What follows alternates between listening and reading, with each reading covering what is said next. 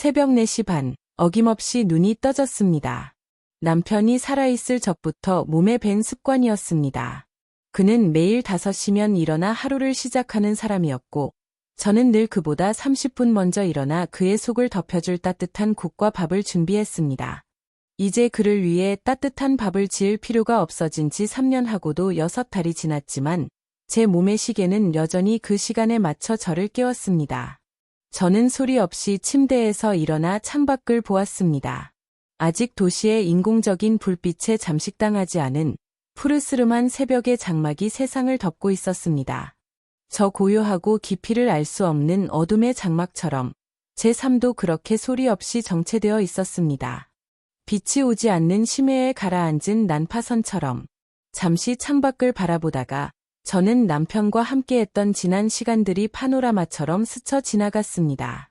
남편이 살아있을 때는 이른 새벽마다 함께 마주 앉아 조용히 차를 마시곤 했습니다. 그때의 따뜻한 손길, 낮은 목소리, 그리고 서로를 향한 짧은 미소가 지금은 너무나 그립게 느껴졌습니다.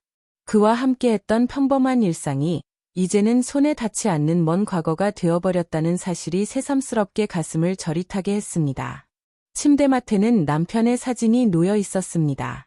사진 속 남편은 늘 그렇듯 미소를 짓고 있었지만 그 미소가 오늘따라 유난히 멀게 느껴졌습니다.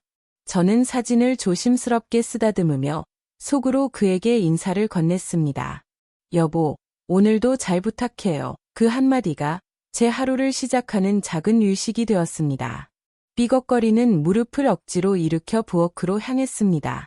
관절염이 도진 무릎이 시큰거렸지만 신음소리 하나 내지 않았습니다. 이 집에서 저의 고통은 소음일 뿐이었습니다. 아들 내연은 아직 깊은 잠에 빠져 있었습니다. 저는 그들의 단잠을 방해하지 않기 위해 유령처럼 발소리를 죽여 움직였습니다. 쌀을 씻는 물의 차가운 감촉이 손끝을 아리게 했습니다. 쌀알이 서로 부딪히며 내는 사그락거리는 소리가 이 집에서 제가 유일하게 허락받은 소리인 것만 같았습니다. 냉장고를 열자 며느리 유진이가 주문한 값비싼 유기농 채소와 수입 식료품들이 가득했습니다. 제가 어제 새벽 시장에서 사온 싱싱한 애호박과 두부는 가장 구석진 곳에 처박혀 이미 시들어가고 있었습니다. 저는 그것을 못 본 척 말없이 된장찌개를 끓이고 계란말이를 부치고 시든 나물을 무쳤습니다. 남편이 살아있을 적 고된 업무에 지쳐 돌아온 저를 위해 밤참으로 차려주곤 했던 소박한 밥상이었습니다.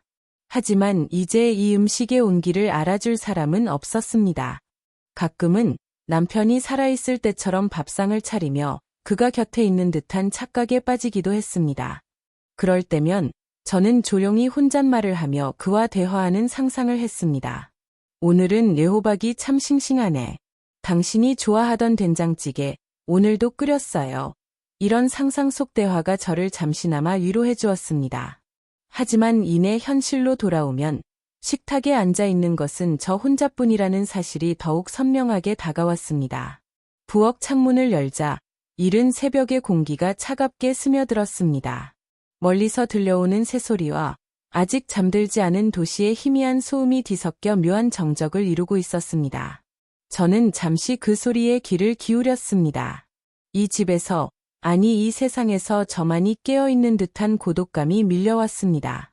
그 고독은 때로는 저를 짓누르기도 했지만 또 한편으로는 저만의 작은 자유처럼 느껴지기도 했습니다. 7시가 되자 방문이 열리고 며느리 유진이가 하품을 하며 나왔습니다. 값비싼 실크 잠옷을 걸친 그녀는 제가 차려놓은 아침상은 거들떠보지도 않고 곧장 냉장고로 가 탄산수가 담긴 유리병을 꺼내 마셨습니다. 어머님, 또 된장찌개 끓이셨어요. 아침부터 집안에 냄새 배게. 제가 아침엔 입맛 없다고 몇 번을 말씀드려요. 이 냄새 때문에 머리가 다 아프네. 저는 대답하지 않았습니다. 아니, 대답할 수 없었습니다. 제 목구멍에는 투명한 가시가 걸린 듯 단어들이 맴돌다 사라졌습니다. 그저 고개를 작게 끄덕이는 것이 제가 할 수 있는 전부였습니다. 유진이는 시리얼 그릇을 꺼내 그래놀라를 붓고 아몬드 우유를 부으며 마치 혼잣말처럼 말을 이었습니다. 그리고 어머님, 이 두부 좀 사지 마세요. 국산 콩도 아닌 것 같고 맛도 없어요. 제가 어제 마켓컬리에서 주문한 유기농 두부 있잖아요. 그걸로 찌개를 끓이셔야죠. 이런 건 어디 길거리에서 파는 싸구려잖아요. 그녀의 말 한마디 한마디는 예리한 얼음송곳이 되어 제 가슴을 후벼 팠습니다.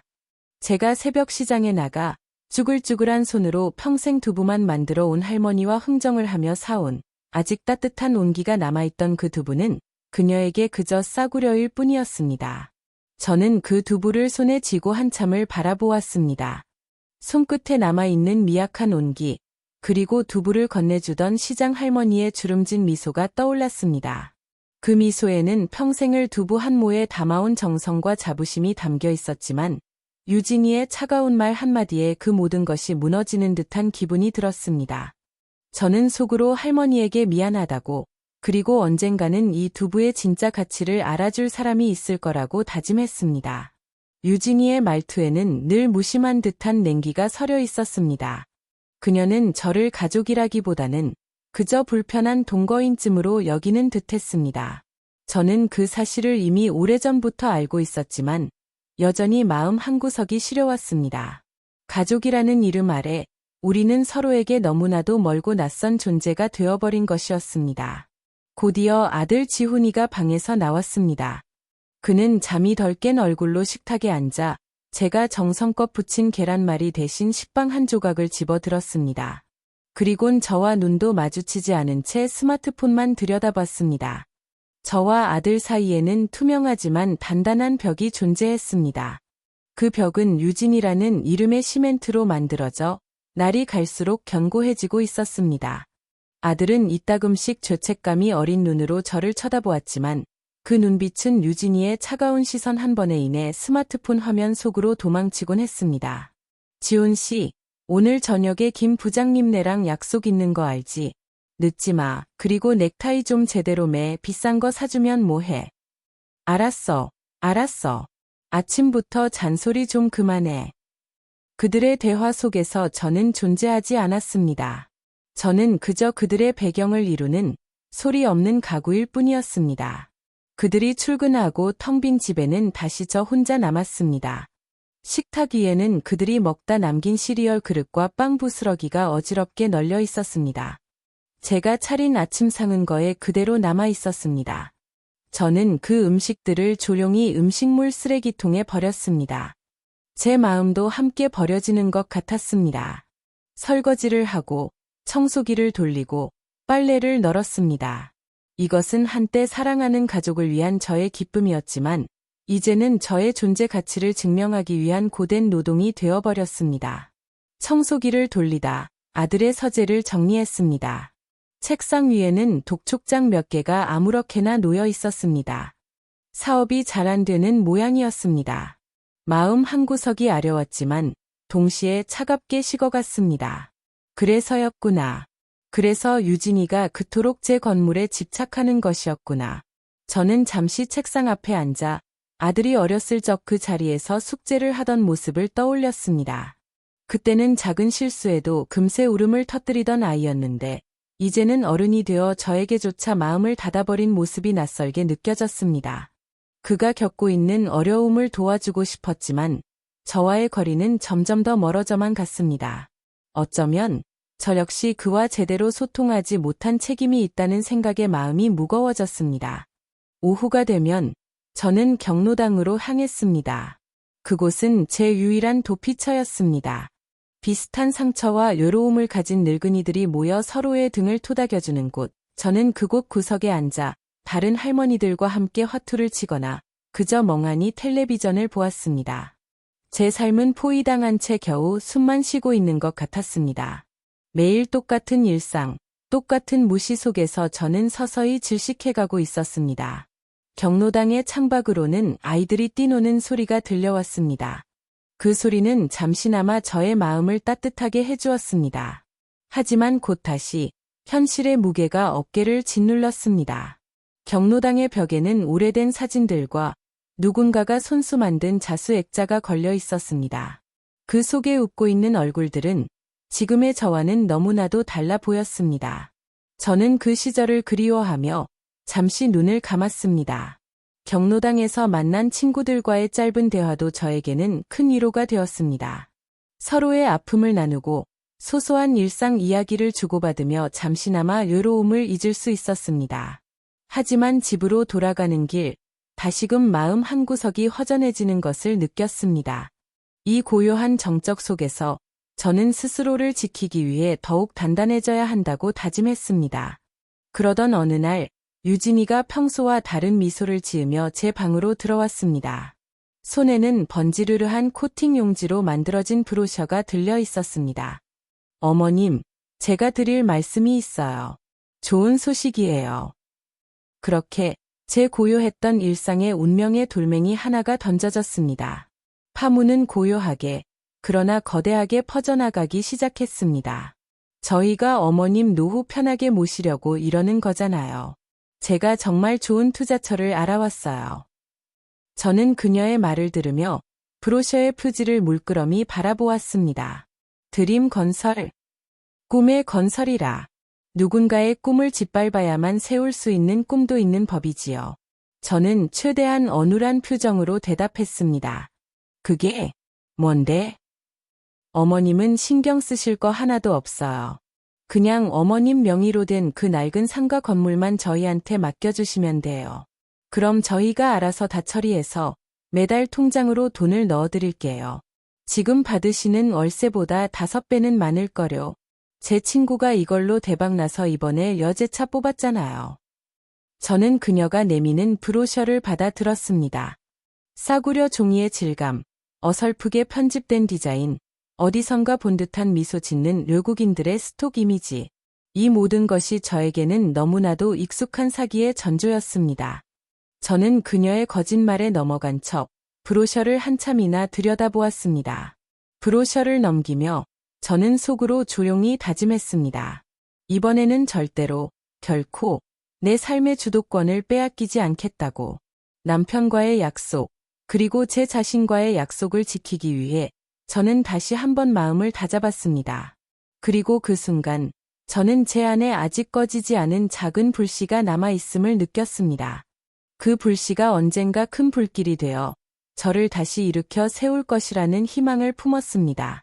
그날 밤, 저는 잠을 이룰 수 없었습니다.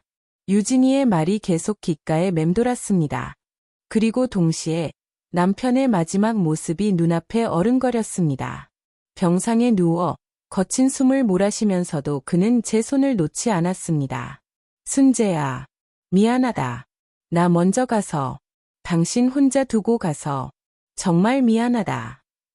저는 고개를 저으며 그의 손을 더욱 꽉 잡았습니다. 그 아파트, 지훈이한테 바로 주지 마. 그 녀석은 아직 어려. 세상 무서운 줄 몰라. 당신이 가지고 있다가 지훈이가 정말 자기 힘으로 일어서고 가정을 지킬 줄 아는 진짜 어른이 됐을 때, 그때 물려줘. 그 전까지는 그 아파트가 당신의 성이고 당신의 방패야. 나 대신 당신을 지켜줄 거야. 약속해줘, 순재야.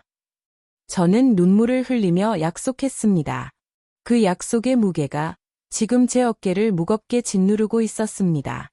유진이는 그 성벽을 허물고 방패를 빼앗으려 하고 있었습니다. 제 아들을 앞세워서 다음 날 저는 무거운 마음으로 경로당에 갔습니다. 그곳에서 최 여사를 만났습니다. 그녀의 얼굴은 며칠 전보다 더욱 수척해져 있었습니다. 그녀는 제 손을 잡고 하염없이 눈물만 흘렸습니다. 어떡해. 나 이제 정말 어떡해. 경찰서에 가봤는데 그놈들 벌써 돈 다 빼가고 없대. 잡을 수도 없다고. 내 잘못이라고. 내가 바보 같은 년이라고. 최 여사의 울음소리는 제 심장을 후벼 파는 것 같았습니다. 그녀의 눈물 속에서 저는 저의 미래를 보았습니다. 유진이와 지훈이의 계획대로 된다면 머지않아 저 역시 저렇게 피눈물을 흘리게 될 터였습니다.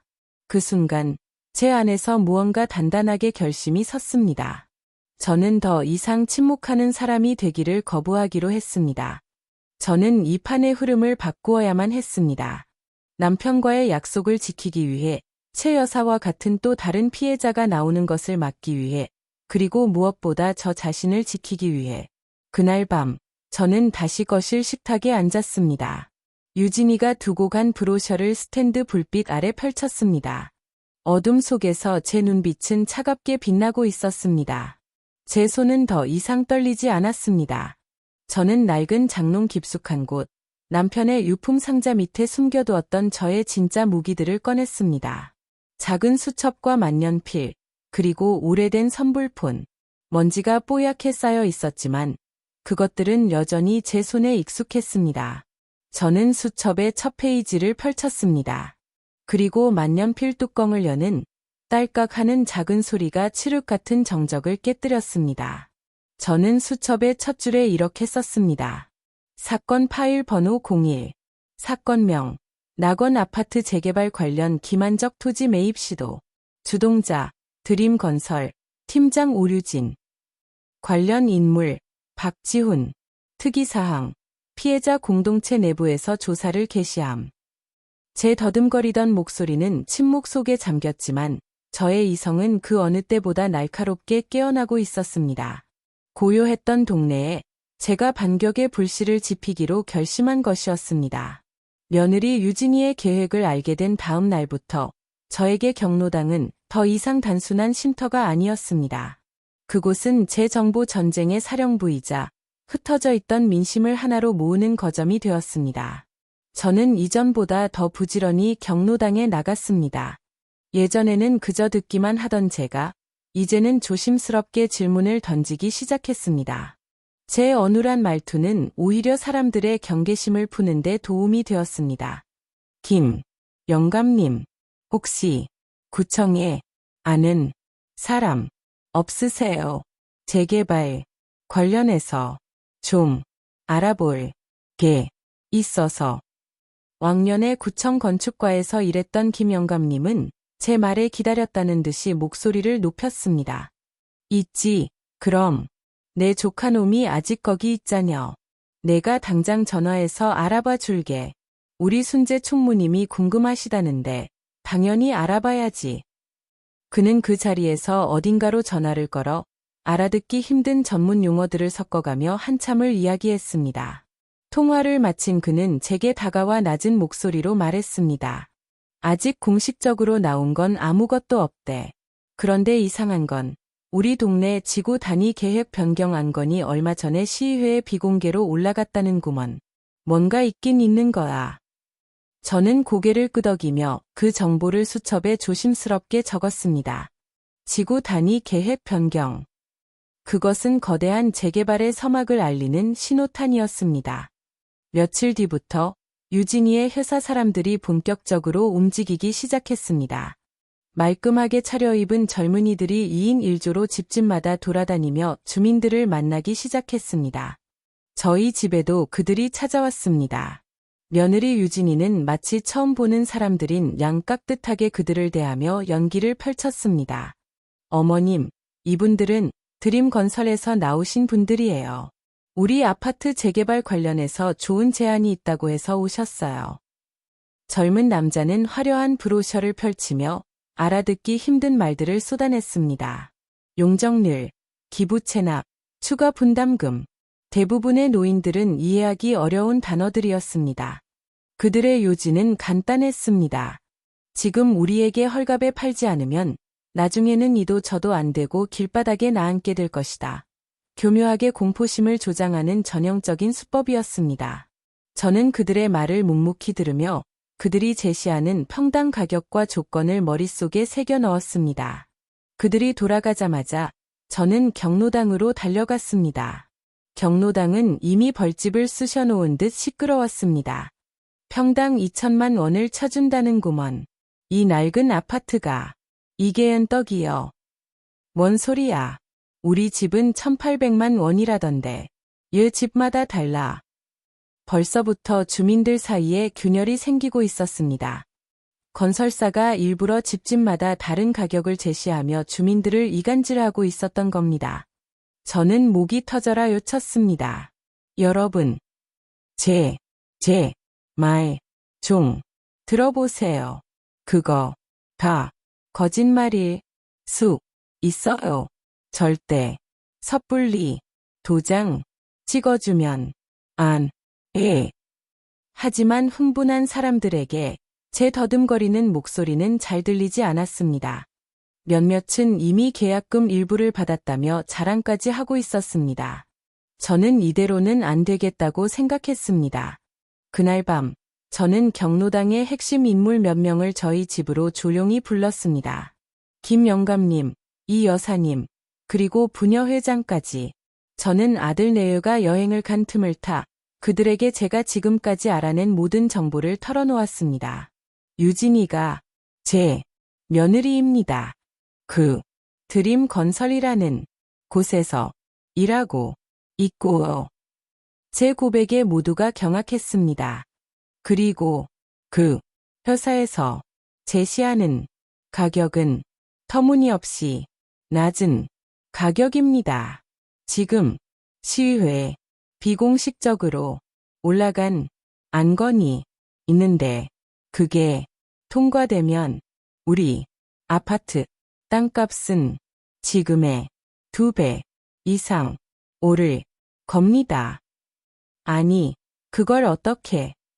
제게도 저만의 정보망이 있습니다. 저는 더 이상 설명하지 않았습니다. 대신 앞으로 우리가 어떻게 해야 할지 계획을 제시했습니다. 우선 절대로 개별적으로 행동하면 안 됩니다. 우리 모두 하나로 뭉쳐야 해요. 그리고 정확한 정보가 나올 때까지 기다려야 합니다. 제가 어떻게든 공식적인 정보를 알아내겠습니다. 그날 밤 우리 4사람은 낙원 아파트 비상대책위원회를 결성했습니다. 저는 총무에서 비대위에 보이지 않는 수장이 되었습니다. 저의 경로당 정보망은 그때부터 본격적으로 가동되기 시작했습니다. 이 여사님은 아파트 내 모든 소문을 수집해 제게 보고했고 김 영감님은 자신의 인맥을 통해 구청과 시의회의 동향을 파악했습니다. 부녀 회장은 젊은 부녀자들을 설득하며 여론을 형성하는 역할을 맡았습니다. 저는 그 모든 정보들을 취합하고 분석하여 다음 행동 지침을 결정했습니다. 며느리가 파놓은 분열과 거짓의 함정에 우리는 진실과 단결이라는 방패로 맞서기 시작했습니다. 정보의 바람은 이제 우리 쪽으로 불기 시작하고 있었습니다. 우리의 비밀스러운 움직임은 얼마 지나지 않아 며느리 유진이의 귀에 들어간 모양이었습니다. 어느 날 저녁, 그녀는 잔뜩 날이 선 얼굴로 퇴근했습니다. 저와 아들 지훈이가 있는 앞에서 그녀는 보란듯이 서류 뭉치를 거실 테이블에 내던졌습니다. 이게 다 뭐예요? 어머님. 어머님이 경로당 노인네들 선동해서 재개발 반대 서명이라도 받고 다니신다면서요. 저는 대답 대신 그녀를 물끄러미 바라보았습니다. 아들 지훈이가 당황하며 끼어들었습니다. 유진아, 무슨 소리야? 엄마가 뭘 어쨌다고? 당신은 가만히 있어. 이 프로젝트가 당신이랑 내 미래가 걸린 일인데 어머님은 지금 우리 앞길을 가로막고 계시잖아요. 촌스러운 노인네들끼리 뭉쳐서 뭘 어쩌시겠다고요. 그녀의 목소리는 히스테릭하게 떨리고 있었습니다. 자신의 계획에 차질이 생기자 감정을 주체하지 못하는 듯했습니다. 나는 반대하는 게 아니다. 그저 정당한 대가를 받자는 것이지. 정당한 대가요. 지금 평당 2천만 원도 감지덕지한 줄 아셔야죠. 이 거지 같은 동네에 누가 그 이상을 쳐준대요. 어머님이 뭘 하세요? 그 순간 저는 더 이상 참을 수가 없었습니다. 나는 이 동네에서 40년을 살았다. 너는 고작 4년 살았지. 누가 더 잘 알겠느냐. 제 차분한 한마디에 유진이는 잠시 할 말을 잃은 듯했습니다. 하지만 이내 다시 악을 쓰기 시작했습니다. 지금 저랑 싸우시겠다는 거예요. 좋아요. 어디 한번 해보세요. 어머님이랑 그 노인네들 힘으로는 절대 저희 못 이겨요. 그녀는 자신의 방으로 들어가 문을 쾅 닫아버렸습니다. 거실에는 무거운 침묵만이 남았습니다. 아들 지훈이는 어쩔 줄 몰라 하며 제 눈치만 살피고 있었습니다. 그날 이후 유진이의 공세는 더욱 거세졌습니다. 그녀는 주민들을 편가르기 시작했습니다. 그녀의 회사 드림건설은 재개발에 찬성하는 일부 주민들에게는 몰래 웃돈을 찔러주며 우리를 비난하는 헛소문을 퍼뜨리게 했습니다. 강순재 할머니가 사실은 뒤로 건설사랑 짜고 더 큰 보상금을 받으려 한다더라. 비대위 사람들이 나중에 따로 이권을 챙기려 한다더라 같은 악의적인 소문들이 아파트 단지 안에 퍼져나갔습니다. 몇몇 이웃들은 저를 보는 눈빛을 바꾸었고 경로당의 분위기도 싸늘해졌습니다. 평생을 함께해 온 이웃들이 서로를 의심하고 미워하는 모습에 제 마음은 찢어질 듯 아팠습니다. 이것이 바로 유진이가 원했던 그림이었을 겁니다. 공동체의 신뢰라는 가장 단단했던 담벼락에 균열이 가기 시작한 것이었습니다. 저는 물러서지 않았습니다. 저와 비대위원들은 밤낮으로 사람들을 만나며 설득에 나섰습니다. 우리는 유진이네 회사처럼 세련된 브로셔나 현란한 말솜씨는 없었습니다. 하지만 우리에게는 수십 년간 쌓아온 신뢰와 진심이 있었습니다. 채 씨, 자네 아들 대학 등록금 모자랄 때 내가 몰래 300만 원 보태줬던 거 기억하나? 내가 그런 자네한테 사기를 치겠나? 미숙 엄마, 당신 남편 바람나서 집 나갔을 때 밤새 같이 울어준 사람이 누구였어? 내 말 한번 믿어봐. 우리는 돈이 아니라 사람의 마음을 향해 다가갔습니다. 흔들리던 사람들의 마음이 조금씩 제자리로 돌아오기 시작했습니다. 결정적인 사건은 아파트 단지 내 작은 공터에서 벌어졌습니다. 유진이의 회사는 그 공터가 자신들의 소유라고 주장하며 아이들의 놀이기구를 철거하고 펜스를 치려 했습니다. 아이들은 갈 곳을 잃고 울음을 터뜨렸습니다. 그때 김 영감님이 낡은 서류 한 장을 들고 나타났습니다. 이보시오, 젊은이들. 이 공터는 30년 전 우리 아파트 주민들이 돈을 모아 시로부터 사들인 공동 명의의 땅이요. 여기 그 증서가 버젓이 살아있는데 어디서 사기를 치려고. 그 서류는 김 영감님이 구청 창고를 뒤져 찾아낸 것이었습니다. 유진이의 회사 직원들은 아무 말도 못하고 물러났습니다. 이 사건을 계기로 주민들은 누가 진짜 우리 편인지 깨닫기 시작했습니다. 갈라졌던 담벼락은 이전보다 더욱 단단하게 다시 세워지고 있었습니다. 삽사인 별표 챕터 5 비밀 장부 별표 주민들의 마음이 다시 하나로 뭉치기 시작하자 며느리 유진이는 초조해졌습니다. 그녀의 회사 드림건설은 더 이상 주민들을 개별적으로 회유하는 것이 불가능하다고 판단했는지 이제는 공공연한 협박을 시작했습니다. 재개발 동의율이 충족되지 않으면 본 프로젝트는 무산되고 이 아파트는 영원히 슬럼으로 남게 될 것이라는 내용의 공고문을 아파트 곳곳에 붙였습니다.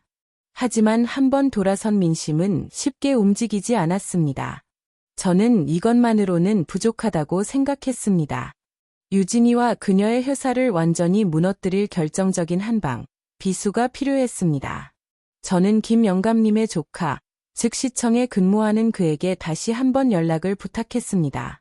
이번에는 지구 단위 계획 변경 안건이 세부 내용을 알아봐 주십시오.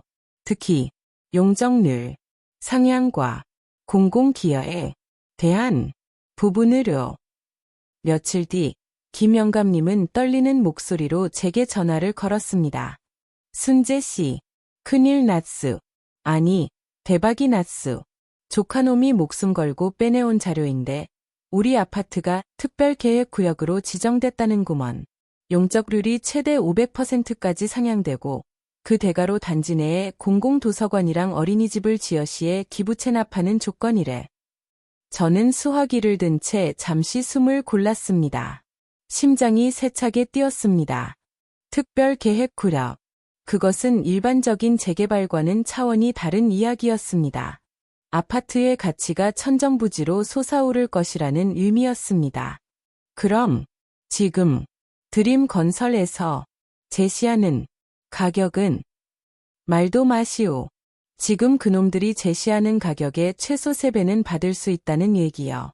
게다가 공식 발표가 나면 시공사 선정도 공개 경쟁 입찰로 바뀌어서 저런 부실 건설사는 명함도 못 내밀게 돼. 모든 퍼즐 조각이 맞춰졌습니다. 유진이와 그녀의 효사는 이 비공개 정보를 미리 입수하고 공식 발표가 나기 전에 헐값으로 주민들의 땅을 사들여 막대한 차익을 남기려 했던 것입니다. 이것은 단순한 부도덕한 상행위를 넘어 명백한 사기였습니다. 그들이 주민들에게 약속했던 초라한 임대 아파트와는 비교도 할 수 없는 엄청난 이익이 우리 눈앞에 있었습니다. 그 차액을 계산해보니 어림잡아 200억 원이 훌쩍 넘었습니다. 며느리가 우리 이웃들의 주머니에서 훔쳐가려 했던 돈의 액수였습니다. 저는 이 사실을 비대위원들에게만 공유했습니다. 그리고 우리는 마지막 결전을 준비하기 시작했습니다. 드림건설은 동의율이 좀처럼 오르지 않자 결국 전체 주민총회를 소집했습니다. 그 자리에서 최종적으로 재개발 추진 여부를 투표로 결정하자는 것이었습니다.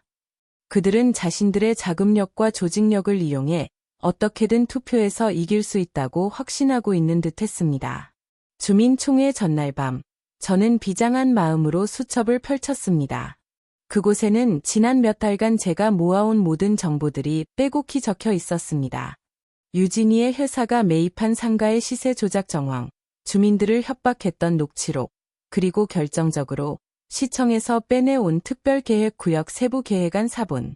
이 모든 것이 우리의 비수였습니다. 저는 이 비수를 가장 결정적인 순간에 가장 아픈 곳에 꽂을 준비를 마쳤습니다. 주민총회를 이틀 앞둔 저녁, 아들 지훈이가 제 방으로 들어왔습니다. 그의 얼굴은 며칠 사이 반쪽이 되어 있었습니다. 그는 제 앞에 무릎을 꿇었습니다. 어머니, 제발 그만두세요. 저는 아무 말 없이 아들을 내려다보았습니다. 유진이가 이번 프로젝트에 자기 인생을 걸었어요. 만약 잘못되면 우리 정말 끝장이에요. 어머니, 제발. 평생 살아온 동네인 거 알지만 이번 한 번만 유진이 좀 도와주세요. 네, 제가 나중에 다 갚을게요. 아들의 목소리는 처절하게 떨리고 있었습니다. 하지만 그의 말 속에는 이웃들의 고통에 대한 미안함이나 자신의 아내가 저지르는 죄에 대한 부끄러움은 없었습니다. 오직 자신들의 안위와 이익에 대한 걱정뿐이었습니다. 저는 천천히 입을 열었습니다. 지훈아, 너 어렸을 때 기억나니? 옆집 최씨 아저씨가 실직해서 쌀이 떨어졌을 때 내가 우리 쌀독에서 쌀을 퍼서 몰래 가져다 주었지. 윗집 할머니가 연탄불이 꺼졌을 때 내 아버지가 한밤중에 달려가 불을 갈아주었고 우리는 그렇게 살았다. 이 동네 사람들은 모르 그렇게 서로에게 빚을 지고 정을 나누며 살았어. 제 목소리는 더 이상 더듬거리지 않았습니다. 그런데 너는 내 아내와 함께 그 모든 이웃들의 등을 치려 하고 있구나. 내 아버지가 평생을 바쳐 지켜온 이 동네를 고작 돈 몇 푼에 팔아넘기려 하고 있어. 그게 내가 말하는 너희들의 미래니. 제 말에 지훈이는 고개를 들지 못했습니다. 그의 어깨가 가늘게 떨렸습니다. 저는 그의 마음속에서 벌어지고 있는 싸움을 볼 수 있었습니다. 희미하게 남은 양심과 현실적인 욕망 사이의 처절한 싸움. 저는 아들에게 마지막 기회를 주기로 했습니다. 지금이라도 늦지 않았다. 유진이를 설득해라. 모든 것을 제자리로 돌려놓으라고. 그러면 나는 모든 것을 잊겠다. 어미로서 너를 용서하겠다. 그때 방문이 벌컥 열리며 유진이가 들어왔습니다. 그녀는 이 모든 대화를 듣고 있었던 겁니다. 어머님, 지금 제 남편한테 무슨 소리를 하시는 거예요? 뭘 돌려놔요? 이제 와서 숟가락만 얹으시겠다. 어림도 없죠. 현우 씨, 당장 일어나. 당신 누구 편이야? 평생 저 늙은 시어머니 밑에서 사실래요? 아니면 나랑 같이 성공해서 떵떵거리며 사실래요? 유진이는 지훈이의 팔을 잡아 끌었습니다. 지훈이는 잠시 망설였습니다. 그의 눈빛이 저와 유진이 사이를 위태롭게 오갔습니다. 그리고 마침내 그는 제게서 눈을 돌렸습니다. 그는 유진이의 손을 잡고 자리에서 일어났습니다. 죄송해요, 어머니. 저는 유진이 없으면 안 돼요. 그 순간 제 아들 박지훈은 제 마음속에서 죽었습니다. 그는 스스로 자신의 뿌리를 잘라내고 아내라는 이름에 화려하지만 독이 든 화분에 옮겨 심어지기를 선택한 것입니다. 저는 조용히 눈을 감았습니다. 더 이상 분노도 슬픔도 느껴지지 않았습니다. 오직 차가운 결의만이 남았습니다. 아들의 마지막 선택을 확인한 그날 밤, 저는 더 이상 망설이지 않았습니다. 다음 날 새벽, 저는 비대위원들을 긴급 소집했습니다. 그리고 제가 가진 모든 비수를 꺼내 보였습니다. 특별계획구역 지정에 대한 비공개 정보가 담긴 서류를 본 위원들의 눈이 희둥그레졌습니다. 이게 정말입니까, 총무님? 그렇습니다. 드림건설은 우리 모두를 속이고 최소 200억 원이 넘는 이익을 가로채려 했던 겁니다. 경로당 안은 순식간에 분노로 들끓었습니다. 이제 우리의 목표는 명확해졌습니다. 주민총회에서 드림건설의 재개발안을 압도적인 표 차이로 부결시키는 것. 우리는 즉시 행동에 나섰습니다. 우리는 유진인의 회사처럼 세련된 보고서는 없었지만 그보다 더 강력한 무기가 있었습니다. 바로 진실과 사람이었습니다. 우리는 밤을 새워 유인물을 만들었습니다. 한쪽에는 드림건설이 제시한 초라한 보상안을, 다른 한쪽에는 시청의 공식 계획에 따른 예상 보상액을 알기 쉽게 비교해서 적었습니다. 그리고 그 밑에는 이렇게 썼습니다. 여러분의 평생이 담긴 집, 헐값에 파시겠습니까? 다음 날부터 경로당의 모든 노인들이 비대위의 일원이 되어 아파트 단지를 누비기 시작했습니다. 우리는 집집마다 돌아다니며 유인물을 나눠주고 아직 진실을 모르는 주민들을 설득했습니다. 여보게, 박씨, 자네가 지금 사인하려는 그 가격, 자네 집값의 반토막도 안 되는 거 알고 있나? 미영 엄마, 정신 차려. 지금 건설사 편에 붙은 사람들, 나중에 땅을 치고 후회할 거야. 우리의 목소리는 유진이의 회사 직원들처럼 세련되지 않았습니다. 하지만 우리에게는 수십 년간 쌓아온 이웃의 신뢰가 있었습니다. 우리의 진심 어린 설득에 건설사의 감언이설에 넘어갔던 주민들의 마음이 하나둘씩 돌아서기 시작했습니다. 아파트 단지 안의 여론은 급격하게 우리 쪽으로 기울었습니다. 반격의 봉화가 마침내 낙원 아파트 전체에 타오르기 시작한 것이었습니다. 주민총회를 하루 앞둔 날, 아파트 단지에는 팽팽한 긴장감이 감돌았습니다. 며느리 유진이는 다급해진 듯했습니다. 그녀의 회사 직원들은 거에 상주하다시피 하며 아직 마음을 정하지 못한 주민들을 상대로 마지막 해류와 압박을 가하고 있었습니다. 심지어 밤늦게 찾아가 문을 두드리며 고성을 지르는 일까지 벌어졌습니다. 하지만 한번 타오른 주민들의 분노와 단결은 쉽게 꺼지지 않았습니다. 오히려 그들의 거친 행동은 주민들의 반감만 키울 뿐이었습니다. 그날 저녁, 경로당에서는 마지막 비상대책위원회 회의가 열렸습니다. 우리는 내일 있을 주민총회의 전략을 점검했습니다. 제가 총회 시작과 동시에 의사진행 발언을 신청해서 드림건설 측의 기만적인 행태를 먼저 폭로하겠습니다. 전직 공무원이었던 김 영감님이 비장하게 말했습니다. 좋습니다. 그럼 저는 주민들의 피해 사례를 모아 감정에 호소하는 발언을 준비하겠습니다. 부녀회장도 결의의 참 목소리로 답했습니다. 모두가 각자의 역할을 정하고 내일의 싸움을 준비하고 있었습니다. 마지막으로 모두의 시선이 제게로 향했습니다. 저는 조용히 입을 열었습니다.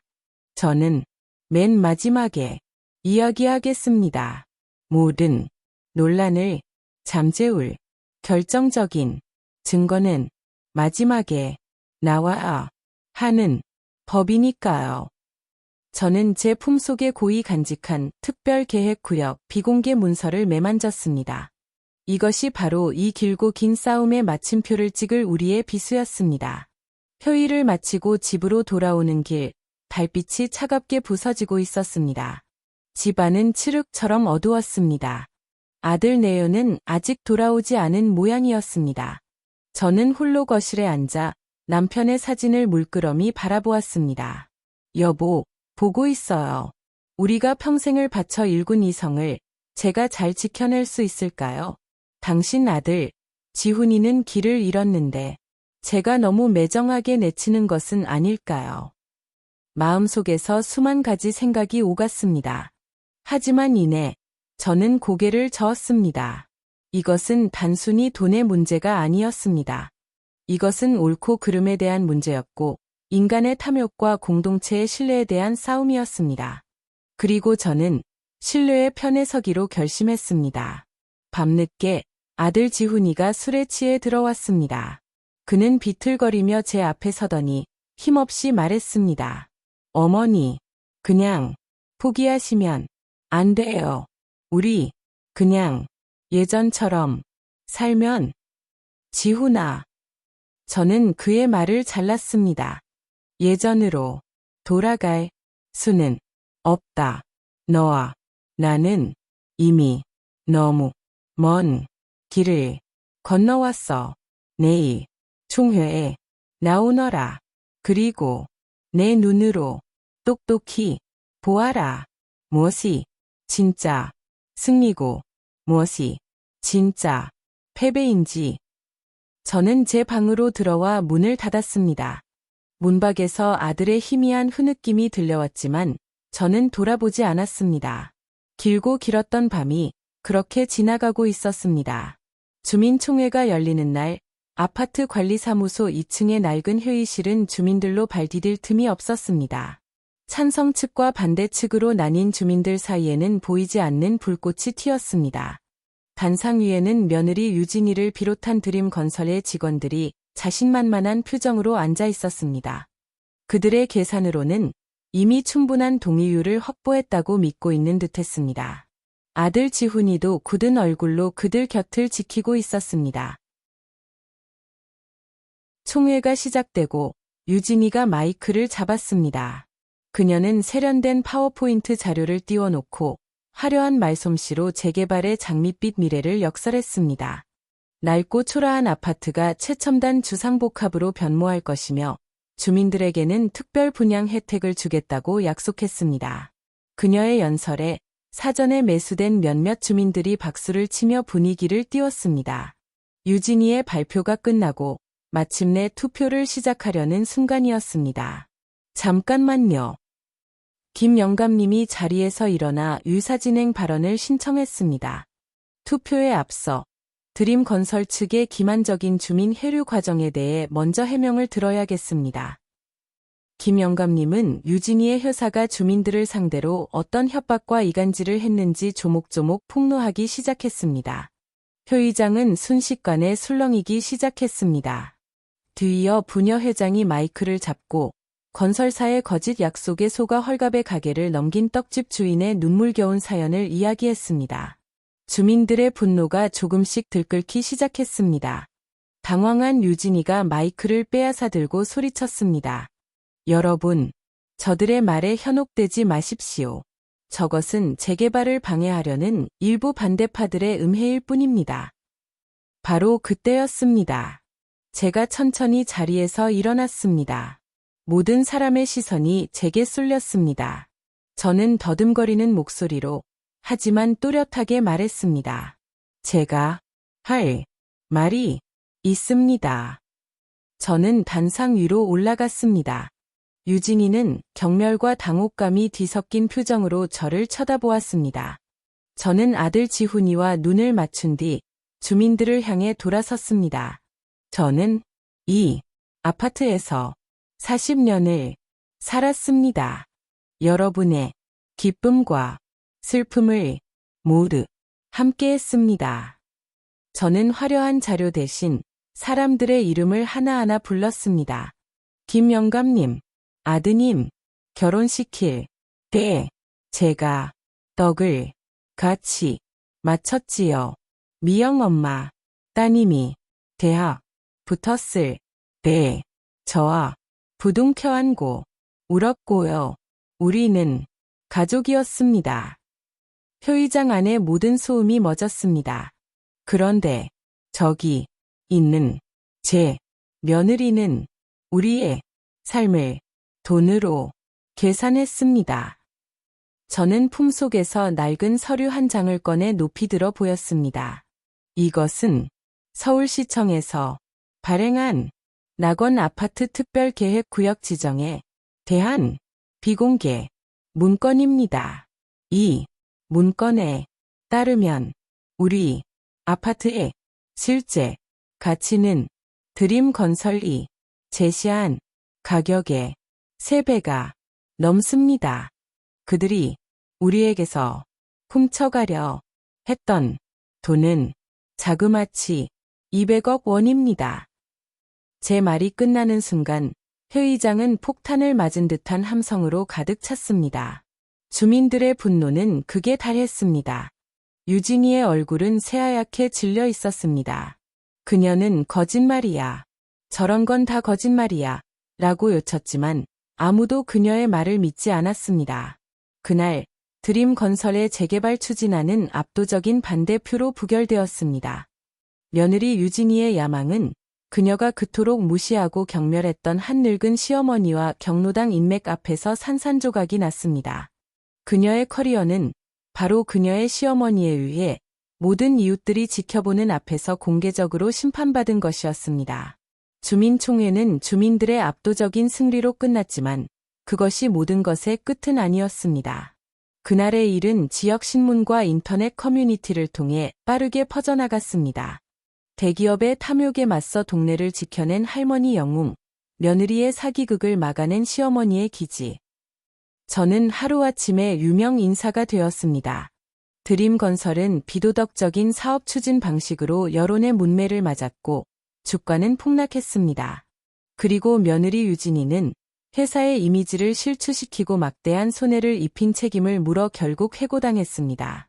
그날 저녁 집으로 돌아온 유진이는 이성을 잃은 상태였습니다. 그녀는 집에 있는 모든 것을 부수고 던지며 제게 악을 썼습니다. 당신 때문에, 당신 같은 늙은이 때문에 내 인생이 망했어. 얘 가만히 있지 않고 나서서 이 사달을 만들어. 저는 아무 말 없이 그녀의 광기를 지켜보았습니다. 그녀의 분노는 저를 향한 것이 아니라 모든 것을 잃어버린 자기 자신을 향한 절규처럼 들렸습니다. 한참을 울부짖던 그녀는 결국 제 앞에 무릎을 꿇었습니다. 어머님, 제가 잘못했어요. 제발 한 번만 용서해 주세요. 하지만 그녀의 눈물에서는 진정한 반성을 찾아볼 수 없었습니다. 오직 파산한 자신의 처지에 대한 두려움만이 가득했습니다. 저는 조용히 말했습니다. 나가거라. 이 집에서. 네. 여기는 내 남편과 내가 평생을 바쳐 일군 집이다. 너처럼 남의 눈에 피눈물 나게 하는 사람은 우리 집에 들일 수 없다. 내 짐 싸서 나가거라. 그것이 제가 그녀에게 내린 마지막 통보였습니다. 며칠 뒤 유진이는 짐을 싸서 떠났습니다. 아들 지훈이는 그녀를 따라가지 않았습니다. 그는 폐인처럼 방에 틀어박혀 나오지 않았습니다. 저는 묵묵히 그를 위해 밥을 차리고 조용히 그의 방문 앞에 내려놓았습니다. 며칠이 지나고 지훈이는 헬쑥한 얼굴로 제 앞에 앉았습니다. 어머니, 죄송합니다. 제가 정말 죽을 죄를 지었습니다. 아들은 엎드려 오열했습니다. 저는 그의 등을 말없이 토닥여 주었습니다. 용서는 아직 멀었지만 우리는 다시 시작해야 했습니다. 폐허가 된 자리에서 가장 낮은 곳에서부터 유진이가 떠난 집은 거대한 폭풍이 휩쓸고 지나간 것처럼 고요했습니다. 하지만 그 고요함 속에는 수많은 상처와 죄의 무게가 떠다니고 있었습니다. 아들 지훈이는 며칠 동안 방에서 나오지 않았습니다. 저는 그저 묵묵히 하루 3번 그의 방문 앞에 밥상을 차려두었습니다. 밥그릇은 거에 그대로인 채 다시 돌아오곤 했습니다. 저는 아들이 자기 자신과 싸울 시간이 필요하다는 것을 알았습니다. 그가 짊어져야 할 죄의 무게를 스스로 온전히 느끼고 감당해야만 했습니다. 일주일쯤 지났을 때 지훈이가 제 방으로 들어왔습니다. 그의 손에는 낡은 통장 몇 개가 들려 있었습니다. 어머니, 이건 유진이가 그동안 자기 마음대로 쓴 돈 내역이에요. 제 사업 자금이라고 어머니께 받아간 돈 대부분을 명품 사고 여행 다니는데 썼더라고요. 그리고 이건 드림건설에서 제가 받은 돈이에요. 주민들 설득하는 대가로 받은. 그는 차마 말을 잇지 못하고 고개를 떨구었습니다. 저는 그 통장들을 받아보지 않았습니다. 네, 손으로 직접 정리해라. 그리고 내가 상처 입힌 이웃들에게 직접 찾아가 사죄하고 갚아라. 단돈 10,000원이라도 내 힘으로 벌어서. 제 말에 지훈이는 오랫동안 말이 없었습니다. 그리고는 조용히 고개를 끄덕였습니다. 그의 눈에는 더 이상 변명이나 자기 연민이 없었습니다. 오직 자신의 죄를 마주한 자의 깊은 절망만이 담겨 있었습니다. 그것이 그의 새로운 시작이었습니다. 유진이는 떠난 뒤에도 몇 번이나 제게 연락을 해왔습니다. 처음에는 저주를 퍼붓다가 나중에는 돈을 요구했고 마지막에는 눈물로 용서를 빌었습니다. 저는 단 한 번도 그녀의 연락에 답하지 않았습니다. 그녀의 문제는 이제 제가 해결해 줄 수 있는 것이 아니었습니다. 그녀는 자신의 삶을, 자신의 선택을 스스로 책임져야 했습니다. 드림건설의 계획이 무산된 후 우리 낙원 아파트는 서울시의 공식적인 특별계획구역으로 지정되었습니다. 대형 건설사들이 앞다투어 최고의 조건을 제시하며 시공사로 선정되기 위해 노력했습니다. 저는 주민들을 대표하는 재개발 조합의 조합장이 되어 우리 이웃들의 이익을 위해 밤낮으로 뛰었습니다. 더 이상 제 목소리는 더듬거리지 않았습니다. 제게는 지켜야 할 사람들과 그들이 보내주는 굳건한 신뢰가 있었기 때문입니다. 저는 과거 유진이가 했던 방식과는 정반대로 조합을 이끌었습니다. 모든 정보는 투명하게 공개했고 모든 결정은 주민들의 투표를 통해 이루어졌습니다. 우리는 건설사와 협상할 때 단순히 높은 보상금만을 요구하지 않았습니다. 아파트 단지 내에 노인들을 위한 물리치료실과 아이들을 위한 작은 도서관을 지어달라고 요구했습니다.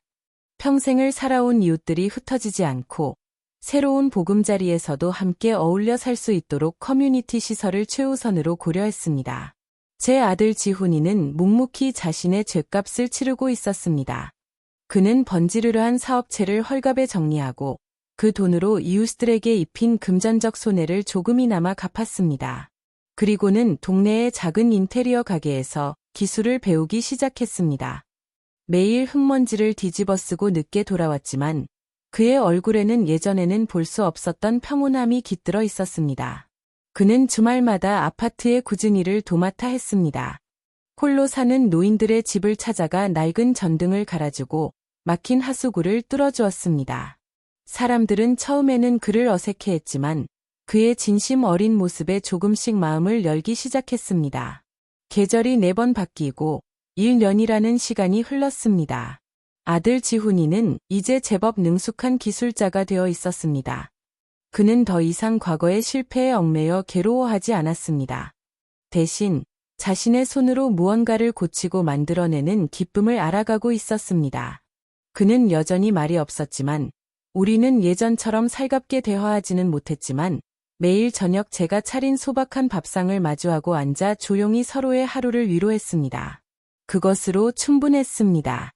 유진이에게서는 이혼 서류가 배달되어 왔습니다. 저는 지훈이에게 말없이 서류를 건넸습니다. 아들은 묵묵히 서류에 도장을 찍었습니다. 그의 표정은 담담했습니다. 이미 그는 오래전에 그녀와의 관계를 마음속에서 정리한 듯 보였습니다. 어느 날 지훈이가 일을 마치고 돌아오는 길에 작은 상자 하나를 들고 왔습니다. 어머니, 이거. 상자 안에는 투박하게 깎아 만든 나무 의자와 작은 탁자가 들어 있었습니다. 제가 목공 배우면서 처음으로 만든 거예요. 어머니, 생각하면서 저는 말없이 가구들을 쓰다듬었습니다. 거칠었지만 그 어떤 비싼 가구보다 따뜻한 온기가 느껴졌습니다. 그날 밤, 우리는 10년 만에 처음으로 마주 앉아 차를 마셨습니다. 아들은 서툴지만 진심이 담긴 말로 자신의 잘못을 사죄했고, 저는 그의 손을 잡아주었습니다. 우리는 밤이 깊어가는 줄도 모르고, 오랜 시간 동안 이야기를 나누었습니다. 그것은 단순한 대화가 아니었습니다. 길고 길었던 불화와 상처를 치유하고 서로를 향한 마음을 확인하는 조용한 휴식이었습니다.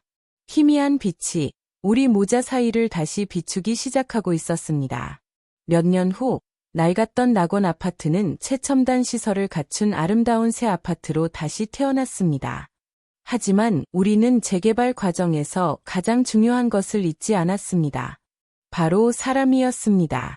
아파트 중앙에는 옛 경로당보다 훨씬 크고 쾌적한 주민 커뮤니티 센터가 들어섰고 아이들을 위한 도서관과 공원도 생겼습니다. 흩어졌던 이웃들은 대부분 다시 돌아와 새로운 보금자리에 둥지를 틀었습니다. 저는 더 이상 낡고 비좁은 집이 아닌 햇살이 잘 드는 새 아파트에서 아들 지훈이와 함께 살게 되었습니다. 지훈이는 이제 작은 인테리어 회사를 차려 독립했고 특히 정직하고 꼼꼼하게 일 잘하는 젊은 사장으로 동네에 소문이 자자했습니다. 그는 더 이상 돈이나 성공에 집착하지 않았습니다. 대신 자신의 땀으로 사람들의 공간을 따뜻하게 만들어주는 일에서 보람을 찾고 있었습니다. 새로 지어진 커뮤니티 센터는 우리 동네의 새로운 사랑방이 되었습니다. 김 영감님은 그곳에서 노인들을 위한 법률 상담을 해주었고 이 여사님은 아이들에게 옛날 이야기를 들려주는 이야기 할머니가 되었습니다. 부녀 회장은 다문화 가정을 위한 한글 교실을 열었습니다. 모두가 각자의 자리에서 서로를 위해 무언가를 나누고 있었습니다. 저 역시 그곳에서 주민들을 위한 작은 텃밭을 가꾸는 모임을 이끌었습니다. 아이들의 웃음소리를 들으며 흙을 만지는 시간은 제게 큰 기쁨을 주었습니다. 어느 화창한 주말 오후, 저는 새로 생긴 커뮤니티 센터의 옥상 정원에서 옛 경로당 식구들과 함께 차를 마시고 있었습니다. 김 영감님과 이 여사님, 부녀 회장 모두 건강한 모습으로 제 곁을 지키고 있었습니다. 그때 멀리서 지훈이가 다가왔습니다. 그의 손에는 작은 화분 하나가 들려 있었습니다. 어머니, 이거 제가 직접 만들었어요. 그가 내민 것은 투박하지만 정성스럽게 만들어진 나무 화분이었습니다. 그 안에는 제가 가장 좋아하는 채송화가 심어져 있었습니다. 이제 제가 어머니 지켜드릴게요. 아버지랑 하셨던 약속, 제가 대신 이룰게요. 아들의 눈에는 진심이 담겨 있었습니다. 저는 말없이 웃으며 화분을 받아들였습니다. 저는 새로 지어진 우리 아파트를 내려다보았습니다. 남편이 말했던 성은 이제 더 이상 낡은 벽돌 건물이 아니었습니다. 서로를 믿고 유지하는 이웃들의 따뜻한 마음, 그리고 뒤늦게나마 철이 든 아들의 굳건한 다짐. 그것이 바로 저의 새로운 성이었습니다.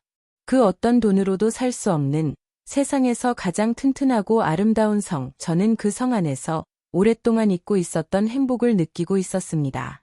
길고 길었던 싸움은 끝났고 마침내 진짜 평화가 찾아온 것이었습니다. 유진이에게서는 몇 년 전 짧은 편지 한 통이 온 적이 있었습니다.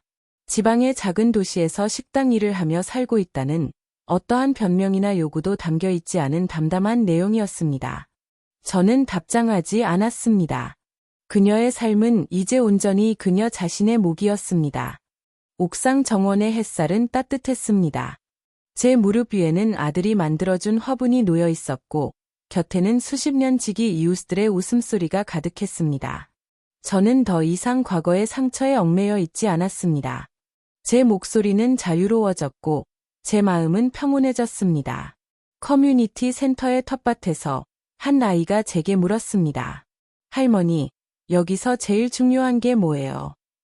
저는 아이의 머리를 쓰다듬으며 대답했습니다. 글쎄다. 좋은 씨앗을 심는 것보다 중요한 건 매일같이 물을 주고 정성을 쏟는 거란다. 그리고 가끔은 벌레 먹은 잎을 떼어내야 더 튼튼한 열매를 맺을 수 있다는 걸 배우는 거지. 제 말에 아이는 고개를 갸웃거렸지만 언젠가는 그 의미를 이해하게 될 터였습니다. 저는 제 앞에 펼쳐진 새로운 낙원을 바라보았습니다. 이제 제 인생에는 복수나 증오를 위한 어둠이 없었습니다. 오직 이해와 사랑, 그리고 함께 살아가는 이들을 위한 따뜻한 햇살만이 가득했습니다. 제 인생의 길고 길었던 겨울은 끝났습니다.